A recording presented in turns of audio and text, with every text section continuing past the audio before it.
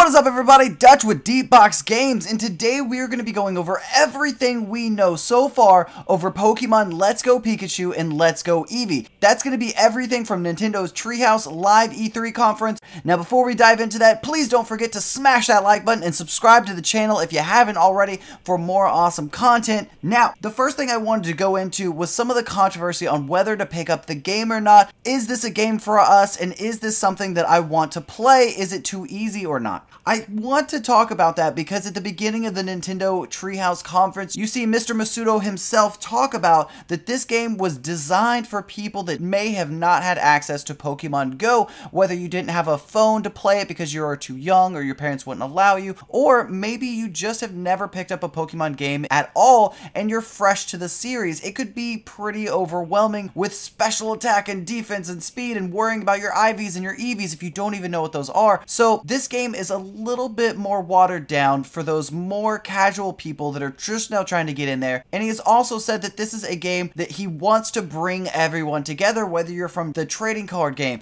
or you're from the Game Boy or DS games or you're a fan of Pokemon Go. Now, I would say that this pulls mostly from Pokemon Go, it seems like, from the gameplay. And the first thing I want to talk about is the new catching system. The new catching system I found to be a little bit jarring because you don't battle a Pokemon first. You pretty much go into this exactly Pokemon Go screen where you have a circle that you're trying to throw your Pokeball into. You can give it berries to try to up those chances. It's exactly like Pokemon Go, except instead of flicking your finger across the screen, you're using a Joy-Con to throw a Pokeball instead. Now, you can get Pokeball Plus and use a Pokeball that's in your hand, and that is a little bit neat because it does have a lot of cool features. Now, the way the Pokeball Plus works is there's a strap around your wrist and a strap that goes around your ring finger to keep everything attached to you.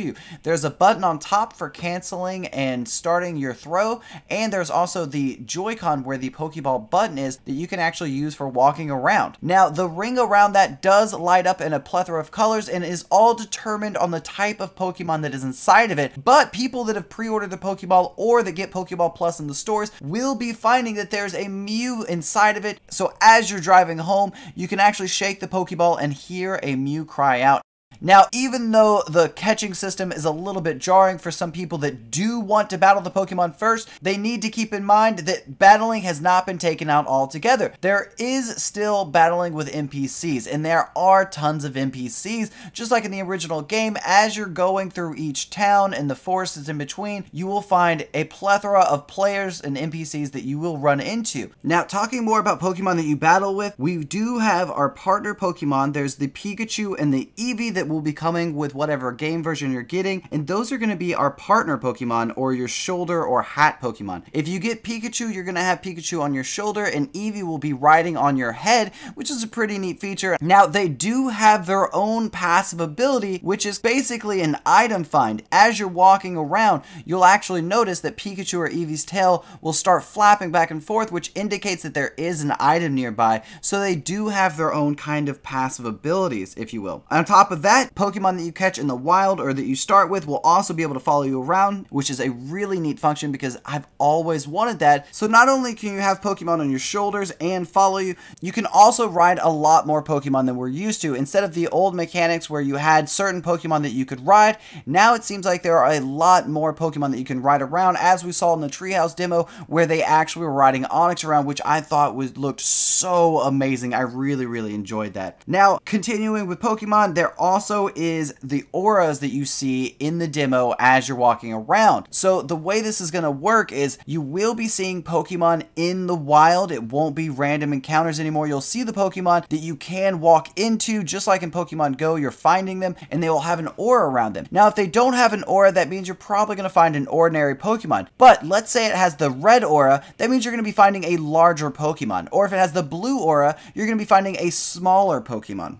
Also, they've added Co-op Plus, which is a co-op battle system that you'll see an icon at the bottom right hand of your screen. When that icon's there, the other player can pick up the Joy-Con, push start on it, and start up their journey with you playing alongside. On top of that, it seems that we've had a new rival appear that instead of being like the Gary that we're used to, it's actually a very soft, very timid trainer that seems to be more of a helpful hand through the series than it's going to be someone that is constantly kicking you while you're down.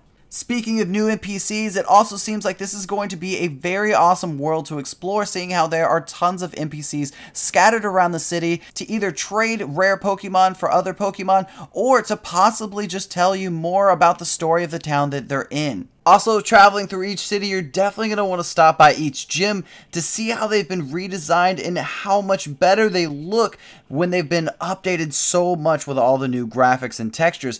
I know a lot of people said the fights might have been a little too easy, but all in all, I think it looks really amazing and fun. Now, on top of that, we did find out that there will be Eevee training in this. The way it's going to be working is they have a new candy jar system where basically you take a duplicate Pokemon and you will send it to a professor, and from that you will get a specific candy. They're going to have a candy that represents health, attack, defense, special attack, special defense, and speed. Now, the last thing I wanted to wrap it up with is the link trade and multiplayer battles. Now, we actually will have a nearby and far away option where you can link trade things, whether you're close by to someone that you know or far away, plus multiplayer battle. A lot of people that are complaining about how easy the game looks, I can't help but think that in a multiplayer aspect that this game still has a future of being fun in its own subgenre of Pokemon gaming. I think this is something that probably will last. I am definitely thinking that if it works the way that it says it does, that we'll probably see a part 2 to this, and maybe they'll redo more so that younger generations can catch up to us and have that same experience of playing the first yellow game, and maybe we'll see a silver and gold after this. So definitely let me know what your thoughts are in the comments below. Are you excited about this, or are you still on the fence about buying this one because you think it might not live up to the hype, or are you horribly against the catching system and the game just doesn't fit you? Let me know in the comments below. I'm very interested. And as always, please, if you found this video helpful or interesting, please smash that like button and subscribe to the channel for more videos. I hope to see everybody in the next update video, and until then, later!